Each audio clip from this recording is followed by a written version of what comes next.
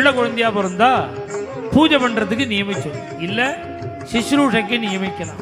கன்னிகாதானம் பண்ணுவது போல் அலங்காரம் பண்ணி ஜெகநாதன் சந்நிதியிலேயே விட்டுட்டு அவர் வீட்டுக்கு வந்துட்டார். பிரம்மச்சாரியா இருந்தாதான் ஏகாக்கியா இருக்கலாம்னு நினைக்கிறது ஒன்ன நீயே ஏமாத்திக்கிறது.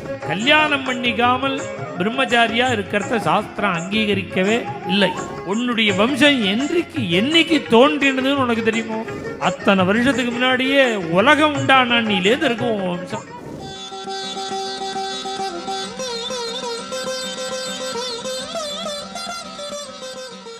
புள்ள குழந்தையா பிறந்தா பூஜை பண்றதுக்கு நியமிச்சோம், இல்ல சிஸ்ரூஷைக்கு நியமிக்கலாம். சந்நிதி கைங்கரியத்துக்கு நியமிச்சொல்லாம். பிறந்ததோ பொண்ணா பிறந்திருக்கு. இது எப்படி ஜெகநாதனுக்கு கொடுக்கிறது? இதே யோஜனையிலேயே இருக்கார். விவாக காலம் வந்தது,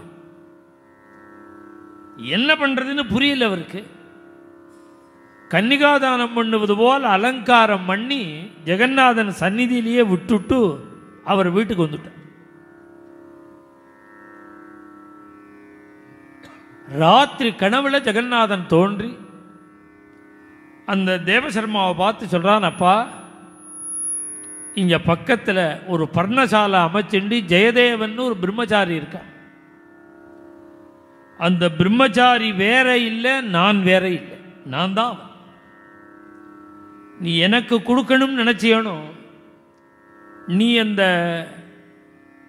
ஜெயதேவனுக்கு கொடுத்து நான் சொன்னதாக சொல்லி அவனை இந்த பொண்ணை ஸ்வீகரிச்சுக்க சொல்லு. கார்த்தால எழுந்துட்டார், நேரா கோவிலுக்கு வந்தார், குழந்தையை அழைச்சிண்டார். அழைச்சிண்டு நேரா ஜெயதேவர்கிட்ட போயிட்டார். ஜெயதேவ சுவாமிகள்கிட்ட சொன்னா அவர் அதை அங்கீகரிக்கிறதாவே இல்லை. ஏன் அங்கீகரிக்கலன்னு அவருடைய மனது ஜெகநாதன்ட்டையே இருக்கு, திருட பக்தர் அவர்.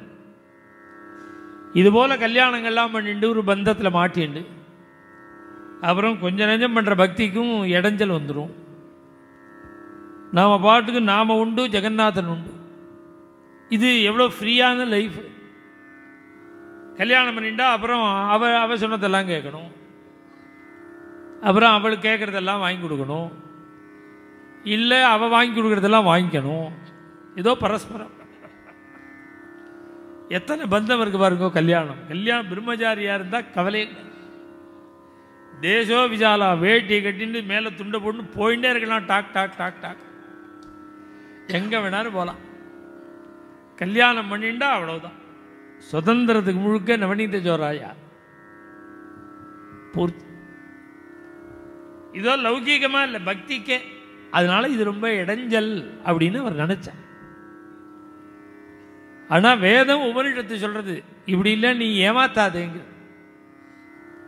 நீ ரொம்ப ஃப்ரீயா இருக்கலாம், பந்தம் இது, இந்த பந்தங்கள்லாம் வேண்டாம்.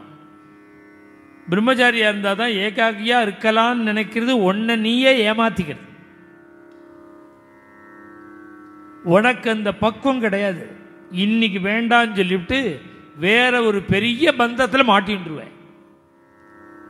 அதனால நீ இந்த பந்தத்தில் இருந்தபடியே விடுதலை ஆறத்துக்கு முயற்சி பண்ணு.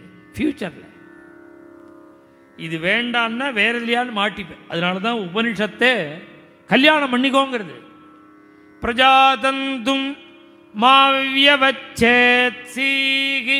கல்யாணம் பண்ணிக்காமல் பிரம்மச்சாரியா இருக்கிறத சாஸ்திரம் அங்கீகரிக்கவே இல்லை. கல்யாணம் பண்ணிக்கணும். உன்னை எப்படி உங்க அப்பா பரம்பரைக்கு உருவாக்கினானோ அதுபோல உன்னால அந்த பரம்பரை நின்னதுன்னு இருக்கக்கூடாது. உனக்கு ஒரு புள்ள இருக்கு. உன்னுடைய வம்சம் என்னைக்கு தோன்றினதுன்னு உனக்கு தெரியுமோ? எத்தனை லட்சம் வருஷம். அத்தனை வருஷத்துக்கு முன்னாடியே உலகம் உண்டான நீலேந்து இருக்கும் உன் வம்சம். அதை நீ கட் பண்ணிவிடக்கூடாது. உனக்கு வாரிசு இருக்கணும் அப்படின்னு வேதமே சொல்றது. பிரம்மச்சாரியா இருந்துராத, கல்யாணம் பண்ணிக்கோ. இவர் ஜெகநாதன் உள்ள ஒரு பிரேமையினால வேண்டாம் வேண்டான்னு நினைக்கிறார். மேலும் இது போன்ற சிறப்பான நிகழ்ச்சிகளை காண இப்போவே லைக் பண்ணுங்க, ஷேர் பண்ணுங்க, மறக்காம சப்ஸ்கிரைப் பண்ணுங்க.